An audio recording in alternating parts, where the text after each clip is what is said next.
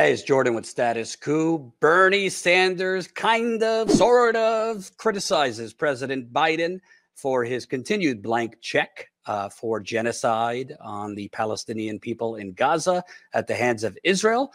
And interestingly, begs the question, what's the real reason Biden is risking political suicide for this? I'll answer, since Bernie chose not to. First, let's give an update. When Biden finally got tough with Netanyahu, or as the media claims, issued an ultimatum to Netanyahu to get to a ceasefire and radically increase humanitarian aid and radically decrease civilian and aid casualties, apparently magical things could happen when that happens. So the IDF, quote, investigation into the assassination of 7 aid workers with Chef Jose Andres' World Central Kitchen. 2 senior officers with the IDF were dismissed, and 3 other senior officers, a colonel and 2 generals, were reprimanded. The swift investigation and subsequent decision to take disciplinary steps against top officers show that the IDF is taking the incident more seriously than previous cases. Isn't it interesting when 7 white people are assassinated by IDF or U.S. Offered bombs?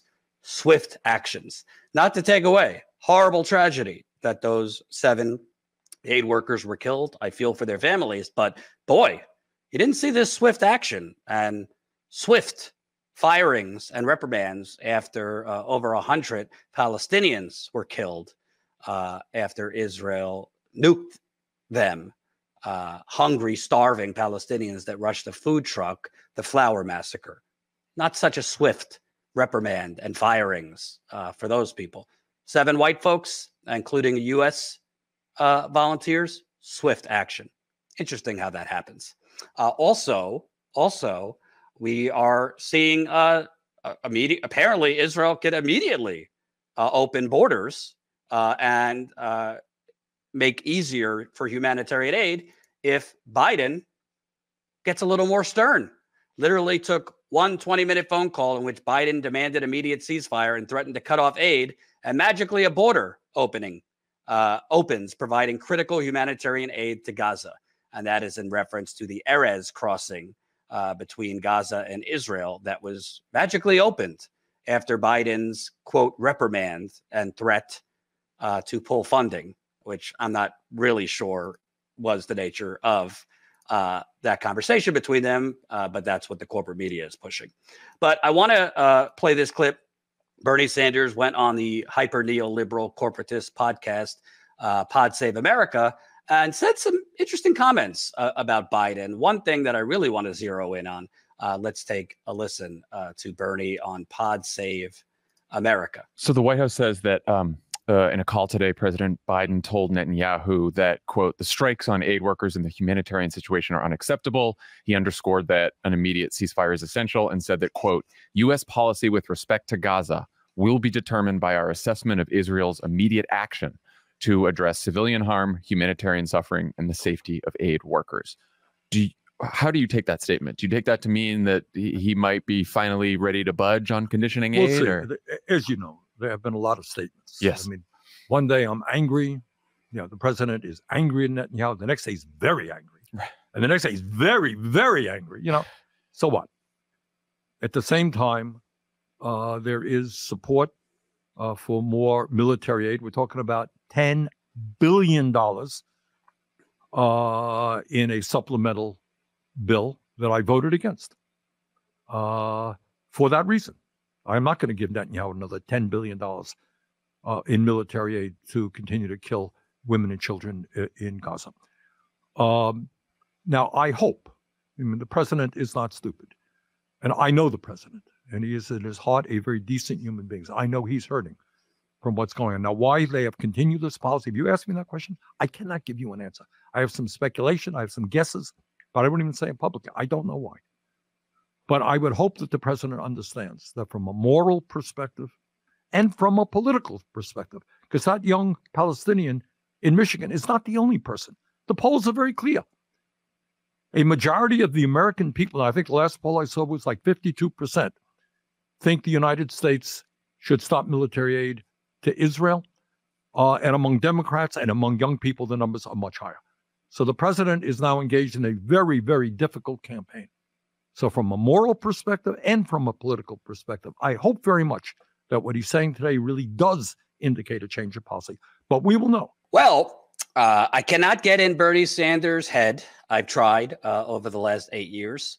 I've never talked to him, although I've tried many times to talk to him. Actually, that's a lie. I did say hello, and he said hello back when we were at the Young Turks. But I'm going to answer what I think he chose not to say publicly. I don't know if this is what he meant, but this is what I think is pretty obvious. Sure, you could say, you know, Biden's been a Zionist and pro-Israel forever, dating back to his time in the Senate, dating back to the 1850s or whenever it started in the Senate. But Biden is also a fairly flexible politician. And what I mean by that is purchased. Biden has been purchased. They used to call him the senator from MBNA because he represented the banks in Delaware, the corporate states of America. Delaware. And as I've reported, Biden's raising a lot of money. The Democratic Party has made no secret that their main objective is out fundraise Donald Trump. Clearly that worked out for Hillary Clinton, who out fundraised Donald Trump 2-1 in 2016, still lost in one of the most embarrassing defeats in presidential history. But Biden is out there raising money. He's traveling more fundraising than he is actually campaigning. Also didn't work out so well for Hillary Clinton. But if you look at some of the bigwigs that Biden is raising money from, they happen to be ardent Zionists, ardent pro-Israel billionaires and millionaires who are both directly donating to Biden and helping Biden raise money from other wealthy individuals. This is just from when was this? This was from February, so not even that long ago. President Biden raised $42 million for his reelection campaign and the Democratic Party in January, and is now on the West Coast for events with deep-pocketed donors, including billionaire Chaim Saban and entertainment mogul Casey Wasserman. Well, who are these folks? Well, Chaim Saban has a net worth of $3 billion. He basically stole the Power Rangers from Japan, and that's how he made it rich in America. He is one of the biggest donors to the Democratic Party, particularly the corporate Democratic Party. Donated a ton of money to Hillary Clinton, Bill Clinton, Chuck Schumer, Nancy Pelosi, every last corporate neoliberal Democrat you could think of. Has scolded Democrats in 2018 when they spoke out of Israel's actions then in that assault on Gaza, which was paled in comparison to what has been going on now for the last 6 months. But he is a major Zionist and does not take lightly to any conditions on Israel, to any concern about killing innocent Palestinians. And Biden just did several fundraisers at Chaim Saban's home in California. Chaim Saban wasn't there because he had COVID, but it was still there. Well, I don't know. If I'm trying to raise money from billionaires like Chaim Saban, I might have to just continue providing a blank check to Israel to murder over 30,000 Palestinians, most of whom are women and children. The other gentleman, Casey Wasserman, is an entertainment executive, a very, very well-known and high-powered sports agent in California. He has a net worth of $400 million and is also pro-Israel and Zionist. Some might say, Jordan, you're being anti-Semitic. No, I'm not. I'm pointing out some of the biggest donors to Biden and the Democratic Party happen to be ardent Zionists and pro-Israel and don't give a damn about how many Palestinians are killed. So is that what Bernie meant? I don't know. Can only speculate. But that's what I think is going on here. Because at the end of the day, even if Biden is an ardent Zionist, he is also not a stupid person when it comes to politics. He must know that he is jeopardizing his reelection, jeopardizing his legacy, even though I think his legacy was tarnished even before the blank check he's providing for genocide. But he must know this. So why would he be willing to take this risk to lose younger voters, to lose Arab American voters, even to lose independent voters? The polls show a majority of Americans now are against what Israel is doing. Some 55%, some recent polls have shown. Well, you would think maybe in his calculation that is Biden, the money's more important than the polls. And I got to out fundraise, and I'll take my chances, out fundraising and having a goddamn avalanche of money against Trump. And we'll pull some of the never Trumpers. We'll pull Nikki Haley voters to make up for those lost young voters, rightfully disgusted by the blank check I'm providing Israel's genocide. We'll pull some of those Nikki Haley or never Trump voters, independent voters, to make up for that loss. That's what is clear to me. What's not clear to me, and I'm not somebody who calls Bernie a sellout and a fraud. I appreciate everything he's done for the progressive movement. I'm not happy with how he has operated in the Biden presidency. I think he's been far, far too cozy with Biden and gotten far, far too little for it.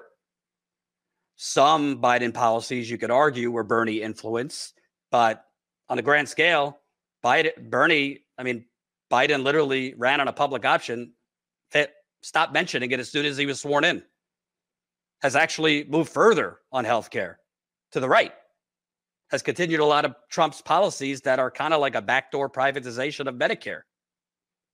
So Bernie could talk all he wants about Biden's good heart, but actions speak louder than words. And that good heart is responsible for funding a genocide of over 30,000 Palestinians, not to mention all the wounded and maimed Palestinians with missing body parts. Not to mention, there is no infrastructure left to speak of in northern Gaza and most parts of Gaza.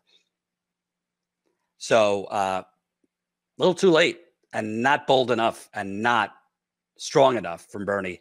Bernie should be leading protests in front of the White House, demanding Biden stop funding this, demanding a ceasefire now, not tepidly on Pod Save America saying Biden has a good heart. I think I kind of know why he's doing this, but I won't say so publicly. Not good enough.